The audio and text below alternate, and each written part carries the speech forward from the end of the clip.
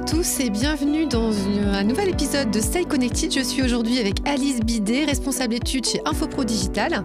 Alors juste pour remettre un petit peu dans le contexte, Infopro Digital, donc c'est un groupe de presse spécialisé B2B, donc avec notamment les magazines Le Moniteur, Négoce Magazine et LSA. Pour ne citer que pour l'instant, mais il y en a plein d'autres. Donc bienvenue. Merci. Bonjour. Donc aujourd'hui, nous allons vous présenter une étude qui a été menée en septembre auprès des décideurs du BTP. Nous allons voir quelles sont les priorités des entreprises du BTP pour l'année à venir et les défis auxquels ils sont confrontés. Et il y en a quelques-uns. Tout à fait, oui.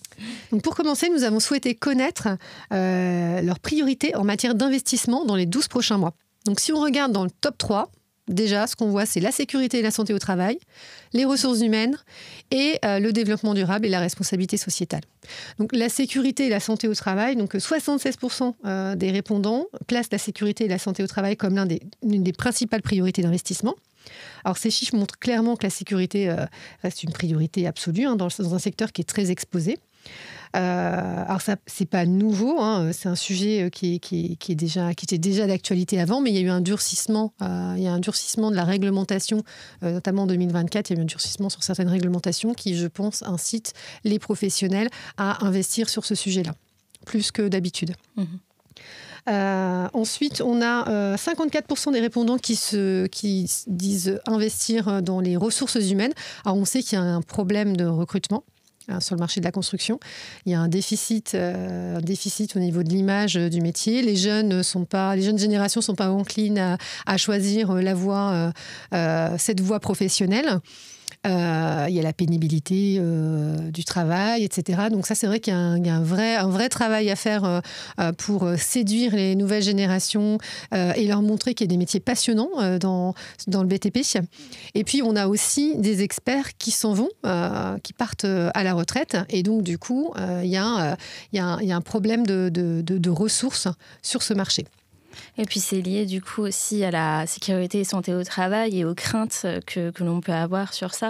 Tout à fait. Le fait de manquer d'attractivité pour le secteur, c'est aussi, je pense que beaucoup de jeunes générations ont besoin aussi d'être rassurées sur ça. Et donc forcément c'est lié. Tout à fait. Et puis on a aussi donc le développement durable et la responsabilité sociétale. Donc ça, c'est un sujet phare, un sujet important déjà depuis un certain temps. Donc 49% des entreprises qui prévoient d'investir sur cette thématique en particulier. Donc on reviendra un petit peu dessus plus tard. Et on a l'exploration de nouveaux marchés qui arrive en 4e position, l'innovation technologique, avec notamment les logiciels de gestion de projet, le BIM et d'autres technologies qu'on abordera aussi un petit peu plus tard. Ensuite, on a le marketing, le développement commercial et en dernière position, la logistique et la chaîne d'approvisionnement. Alors, pour passer à la suite des résultats, nous leur demandions qu'est-ce qu'ils attendaient de ces prochains investissements. Et comme on vient de le voir juste avant, le fait de garantir une meilleure sécurité sur les chantiers fait partie des principales attentes de nos entreprises du BTP, puisque c'est cité par 57% des répondants. Donc c'est très important, c'est vraiment la première attente de nos décideurs. Donc comme vous le disiez juste avant, en effet, il y a eu des réglementations qui sont entrées en vigueur récemment, donc qui incitent forcément les entreprises à davantage investir et avoir davantage d'attentes sur ça. Et il y a aussi un problème d'attractivité du secteur, un problème de recrutement. Et donc, le secteur a besoin de rassurer davantage sur les conditions de travail des professionnels du BTP et de leur assurer vraiment une garantie de sécurité dans leur travail. Et puis, on a aussi la notion de bien-être qui est de plus en plus importante dans toutes les entreprises. Oui. Et je pense que ça peut être lié aussi à ça. Oui, les nouvelles générations sont beaucoup plus sensibles Tout à fait. À ça. Oui. Alors en deuxième position, dans les principales attentes, on a la maîtrise du budget, le fait de mieux gérer ses dépenses sur ses matériels, sur ses stocks, ses sous-traitants. Donc on a de plus en plus d'entreprises qui investissent dans des outils pour mieux gérer leurs dépenses. Et ça s'accentue davantage avec le contexte économique actuel et la hausse du prix des matériaux qui fait que les entreprises ont besoin de mieux gérer leurs dépenses, de mieux anticiper leurs dépenses. Donc, en troisième position, nous avons la conquête de nouveaux clients, le fait de remporter de nouveaux marchés qui est cité par 44% des répondants. Donc, on est dans un contexte de forte concurrence et donc forcément, pour près de la moitié des répondants, ça reste un enjeu majeur. Pour 41% des répondants, la réduction de la non-qualité, donc la réduction du gaspillage est très importante. Toujours dans le contexte économique actuel, c'est important d'investir pour les entreprises du BTP dans des solutions pour réduire la non-qualité. Et puis, on a aussi le fait d'assurer un meilleur suivi environnemental pour 34% des répondants. Donc avec les nouvelles réglementations, ça reste aussi un enjeu majeur.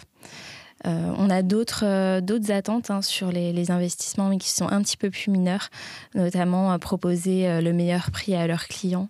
Il y a forcément des attentes plus importantes de la part des clients sur ça. Et puis, on a également mieux étudié la faisabilité d'un projet pour un peu plus d'un quart des répondants.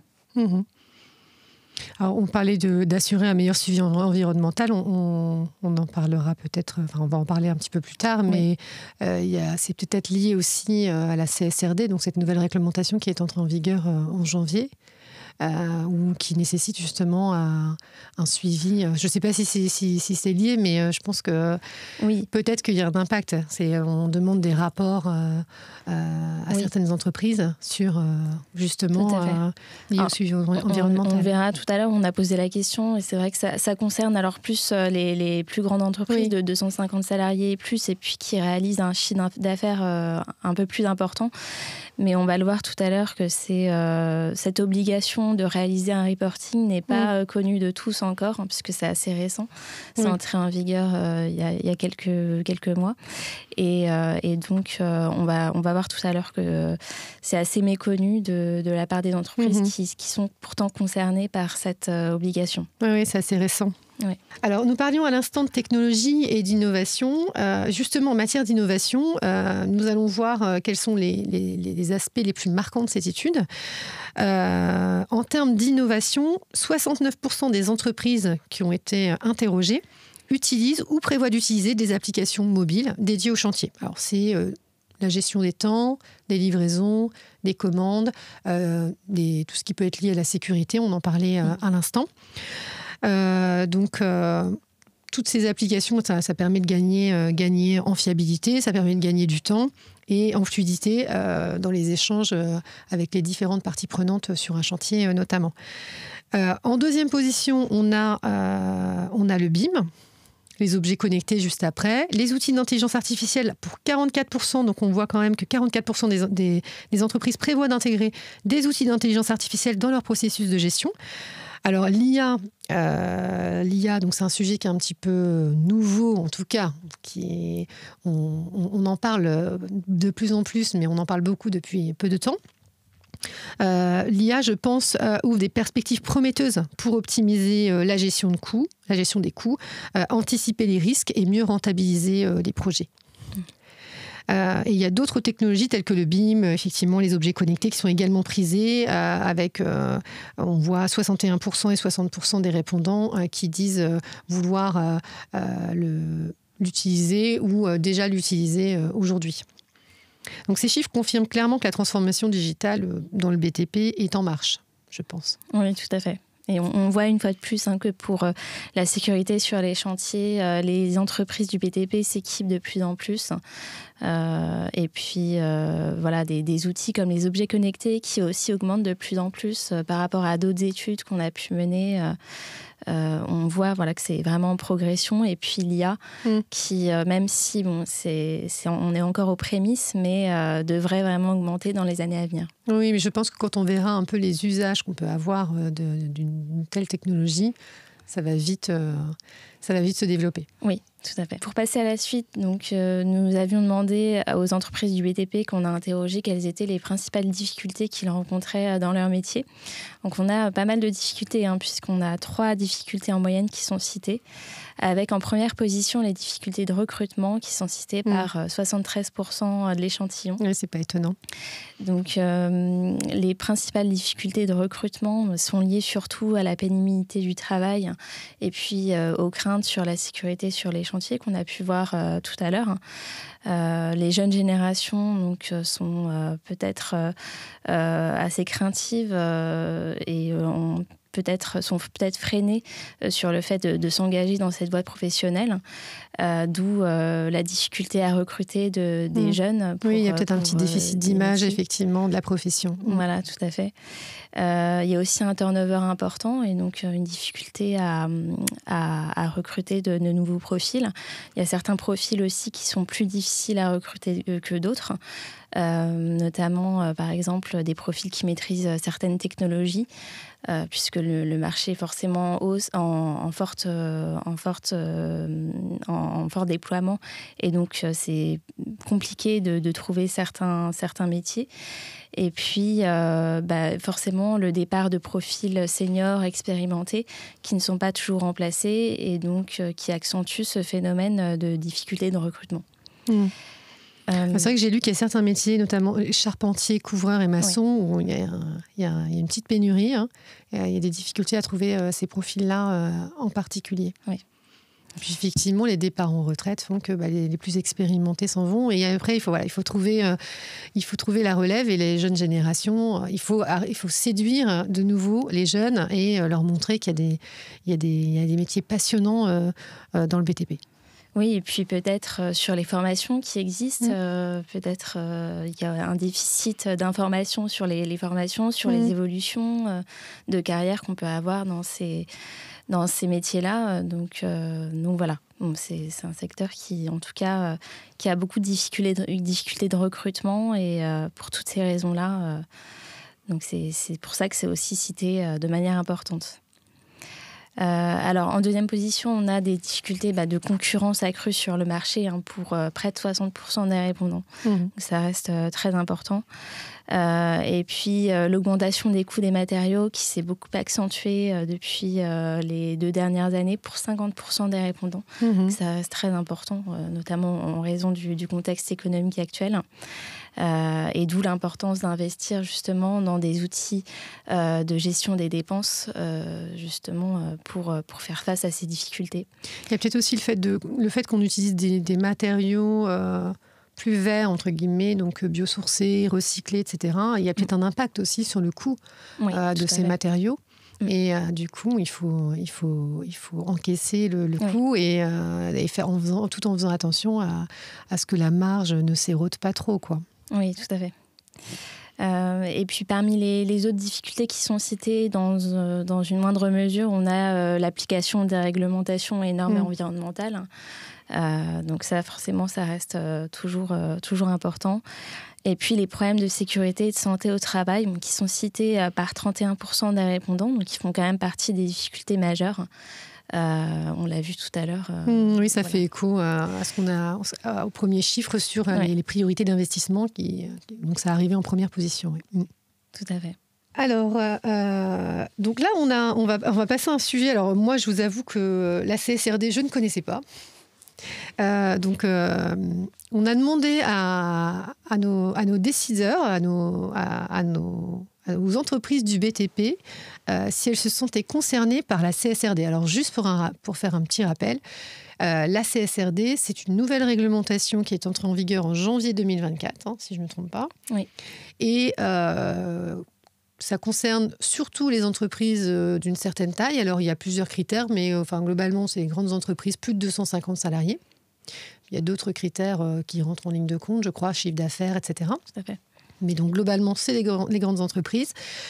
L'objectif de cette réglementation, c'est de demander en fait, à ces entreprises de publier des rapports sur leur impact sur l'environnement. Si je vulgarise un petit peu les choses. On leur a demandé déjà s'ils se sentaient concernés. Et si on regarde uniquement les entreprises qui sont censées être concernées, on a enlevé les petites entreprises, les PME de cet échantillon. Ce qu'on peut voir, c'est qu'on a 43% des répondants qui se disent visés par cette réglementation. Donc ça paraît logique, mais ça paraît peu en réalité.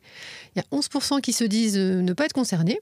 Alors c'est possible, puisque comme je le disais, il y a plusieurs critères. Mais ce qui est assez flagrant, c'est qu'il y a 46% qui se disent ne pas être concernés. Ou ne pas savoir. Ou ne pas savoir surtout. Ou ne pas savoir s'ils sont vraiment concernés par cette réglementation. Donc clairement, ça montre qu'il y a un petit déficit d'information sur le sujet. Alors même si c'est assez récent, mais c'est quand même janvier, donc ça va faire presque 1 an. Donc il y a presque la moitié des entreprises qui sont censés être concernés, qui disent ne pas savoir s'ils sont concernés. Donc c'est intéressant de voir qu'il y a quand même un travail de communication qui doit être fait sur les réglementations auprès de ces entreprises. Oui, tout à fait. Un besoin d'informer les entreprises pour qu'elles sachent au moins si elles sont concernées ou non et qu'elles puissent agir en conséquence. Mais en effet, on voit aussi que la réglementation est assez récente. L'enquête a été réalisée il y a quelques mois, donc à ce moment-là, peut-être que depuis, ça a un petit peu évolué. C'était septembre quand même. Mais, oui, c'est vrai, ça fait pas si longtemps que ça. Mais en effet, il y a besoin en tout cas d'accompagner et de communiquer davantage auprès des entreprises du BTP. Après, ce qu'il faut peut-être creuser sur ce sujet, c'est comment les entreprises peuvent l'appliquer. Est-ce qu'elles sont en capacité de pouvoir appliquer, de pouvoir publier ces rapports oui. C'est vrai que on l'a vu sur le sujet de la REP pour les négociants de matériaux. C'était pas simple à mettre en place et il a fallu quand même quelques allers-retours pour que la réglementation puisse être mise en application chez les distributeurs. Oui. Donc peut-être qu'aujourd'hui, il y a peut-être un sujet à ce niveau-là. En tout cas, c'est vrai que c'est un chiffre qui est assez surprenant. Alors justement, pour continuer sur les enjeux environnementaux, on leur demandait, dans le cadre de la gestion des déchets de leur entreprise, quelles actions ils avaient mis en place. Alors, en première position, on a toutes les actions de formation des employés sur la gestion des déchets qui sont déployées par 58% des répondants. Donc on voit que les entreprises du BTP ont mis en place des actions pour développer les compétences nécessaires auprès de leurs employés pour en tout cas être en conformité avec les réglementations liées à la gestion des déchets, même si ça reste encore, ça ne concerne pas encore tout le monde, 58%, ça veut dire qu'il y a quand même une marge de progression. Oui, tout à fait. On a 27% qui prévoient de mettre en place des actions, donc il y a quand même beaucoup de choses à mettre en place. On voit quand même qu'il y a des initiatives de prise, en tout cas. Oui. En deuxième position, dans les actions qui sont mises en place, on a la mise en place d'une politique d'approvisionnement plus juste pour 53% des répondants. Et puis, pour près de la moitié, la réduction des déchets à la source, donc l'optimisation des matériaux, la réutilisation des matériaux, donc qui sont déployés de plus en plus. Ça rejoint, ça rejoint le thème qu'on a vu juste avant sur l'anti-gaspillage. Oui. Ça faisait partie des priorités des entreprises du BTP. Tout à fait. Ce qui peut être amélioré en tout cas pour l'avenir, ce qu'on disait juste avant sur la CSRD, la mise en place d'un reporting spécifique est déployée par 41% des répondants. Donc là, on voit aussi qu'il y a une petite marge de progression, mais en même temps, sur cette question, on s'adressait à toutes les entreprises. Donc peut-être que là, c'est les grandes entreprises qui ont répondu, peut-être. C'est ça. Certaines ne sont pas concernées. Donc ça peut s'expliquer comme ça, mais même si on voit quand même qu'il y a un déficit d'information et un besoin de communication sur cette réglementation. Et puis enfin, sur l'utilisation de nouvelles technologies pour la gestion des déchets, on a seulement 27% qui ont mis en place des actions, 18% qui prévoient d'en mettre en place et puis 46% qui ne le prévoient pas. Donc, pour l'instant, ça dépend aussi forcément de la taille d'entreprise et puis des moyens qui sont mis à disposition. Puis là aussi, on est sur l'utilisation de technologies. Est-ce que les répondants voient bien de quelle technologie on parle ? On ne cite pas forcément d'exemple, donc peut-être aussi que ne voyons pas parce que l'utilisation de technologies pour la gestion des déchets, peut-être qu'ils ne voient pas encore l'usage, ce que peuvent leur apporter ces technologies dans la gestion des déchets. Et puis, c'est pareil, c'est peut-être des outils un peu lourds à mettre en place. Donc, ça concerne peut-être plus les structures d'une certaine taille et moins les PME. Alors, on a posé l'ultime question sur la confiance en la capacité de l'entreprise à évoluer sur le marché actuel. Donc, l'idée, c'était de mettre une note de confiance. Donc, ce qu'on constate, c'est que la note moyenne, elle est de 7,6 sur 10. Donc, alors, j'ai envie de dire que c'est pas si mal compte tenu du contexte, parce qu'on a quand même parlé le contexte. On a l'arrêt du neuf, on a des soucis en termes de recrutement. Donc, il y a un certain nombre de défis là, qu'on a listés, dont on a parlé durant toute cette intervention. Et donc, on voit quand même qu'on a 7,6 sur 10. Donc, c'est une note qui est plutôt pas mal au vu du contexte, je trouve. Et puis après, ce qu'on constate aussi, c'est qu'en fonction de la taille d'entreprise, donc les entreprises d'une taille un petit peu plus importante ont une note de confiance encore un peu plus élevée, puisqu'on a 8,3 pour les entreprises de plus de 250 salariés et 7,2 pour les entreprises de moins de 250 salariés. Donc je trouve que je m'attendais à une note un peu moins optimiste, moi personnellement, au vu du contexte. Donc, je trouve que c'est plutôt une bonne nouvelle et ça montre bien que les entreprises ont une capacité d'adaptation sur leur marché.